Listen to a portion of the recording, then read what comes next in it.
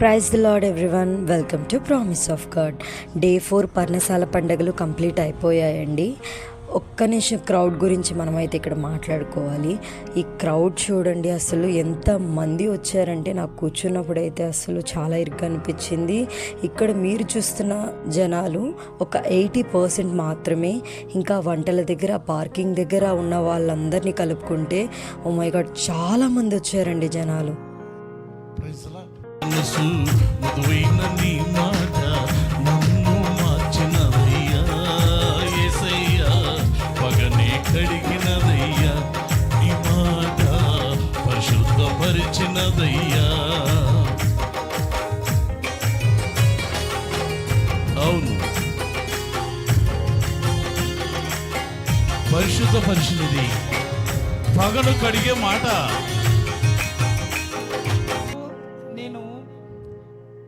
ఏం మాట్లాడాలని దేవుణ్ణి ఆలోచిస్తూ ఉంటే నాకు ఒక ఆలోచన వచ్చింది.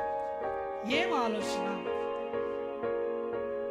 మానవుడు దేన్ని ఎక్కువగా కోరుకుంటా ఉంటాడు? మనుష్యుడు ఎక్కువగా దేన్ని కోరుకుంటా ఉంటాడంటే, దేన్ని ప్రీతిపాత్రంగా ఉంటాడంటే, జీవితం పైన లేకపోతే ప్రాణం పైన మనుషుడు ఎక్కువగా ప్రీతి కలిగి ఉంటాడు. మానవుడు దేన్ని అమితంగా ప్రేమిస్తాడంటే తన ప్రాణాన్ని అమితంగా ప్రేమిస్తాడు. ఏదైనా డబ్బు కోసం వెంపర్లాడేవాడైనా కూడా చివరికి ప్రాణానికి ఎక్కువ విలువిస్తాడు. కానీ డబ్బుకో, బంగారానికో, లేకపోతే ఇంకేదన్నా బంధుత్వానికో దేనికి కూడా తను ప్రాధాన్యత ఇవ్వడు. అల్టిమేట్గా ఏంటంటే హీ లవ్స్ హిస్ లైఫ్.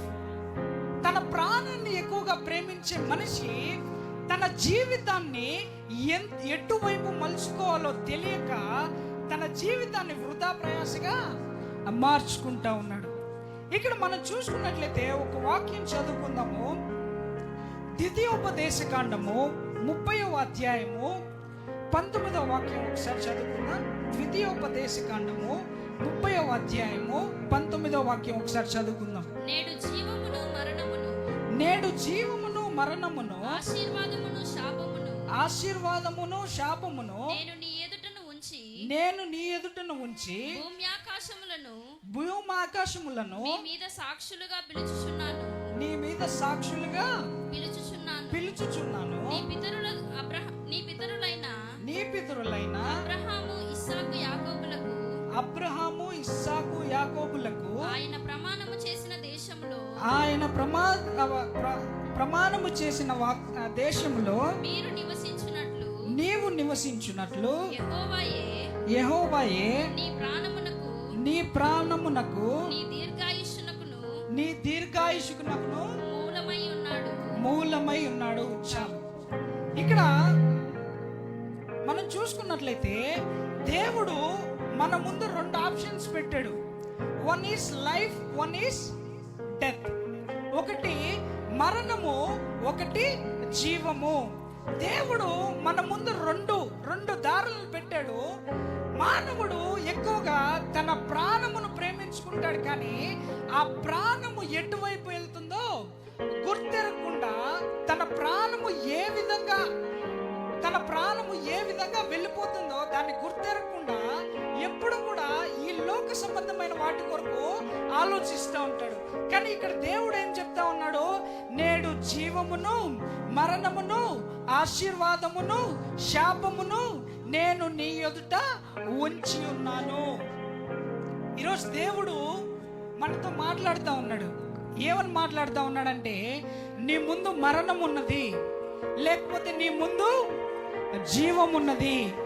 ఏది నీవు కోరుకుంటా ఉన్నావు? ఏది నువ్వు ఎక్కువగా ఇష్టపడతా ఉన్నావు?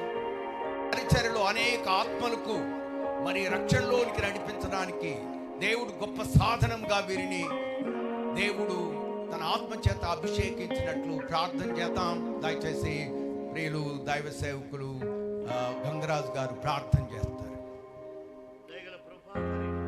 ద్వారా మీరు ఈ బిడ్డలను మీరు ప్రభులోని తీసుకుని వచ్చి వారు మీ మార్గంలో నడుస్తూ మీ సేవలో చేయడానికి అతను వారికి ఇచ్చిన తర్ఫీదును బట్టి మీకు స్తుతులు చెల్లిస్తూ ఉన్నాం.